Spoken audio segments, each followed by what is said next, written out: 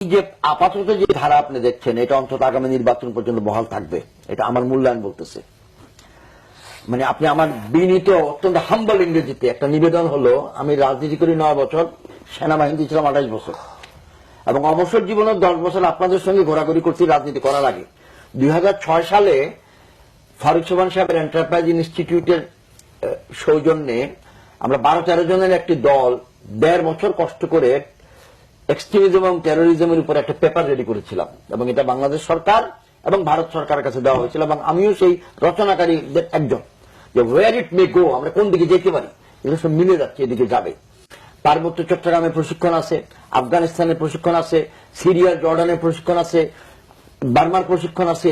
এই যে লোকগুলো মেল্টেড, মানে গলে গেছে সমাজের মধ্যে বিভিন্ন প্রকারের চিন্তা চেতনা নিয়ে, এবং সেখানে যখন ক্ষমতাসীন রাজনৈতিক সরকার চায় যে পরিস্থিতি প্রমাণ করুক যে আমরাই নিয়ন্ত্রণ করতে পারি, আমাদেরকে তুমি ভোট দাও, এই যে বলতে রাজনৈতিক উদ্দেশ্য এটাই, অর্থাৎ সমাজকে ধ্বংস হইতে দিবে না, আবার পুরো নিরাময় করবে না। কারণ চিকিৎসা যদি একবারে করে দেয়, রোগ যদি সেরে যায়, তো ডাক্তার সাহেব রোগী না পাইলেও চলবে কেমনে? তো রাজনীতিতে যদি একটা চিকিৎসক মনে করেন, আমরা চাই এটাকে অ্যাড্রেস করা হোক, like him we all combinedly address it, but address করতে হলে পলিটিক্যাল রিকনসিলিয়েশন অ্যাডজাস্টমেন্টটা প্রয়োজন, যেটা আমরা কি হই এটাকে রাজনৈতিক উদ্দেশ্যে ব্যবহার করব না। এই উদ্যোগটা কে নিবে? আমার নিবেদন অন্য কিছুই না, এই উদ্যোগটা নিতে হবে সরকারকেই।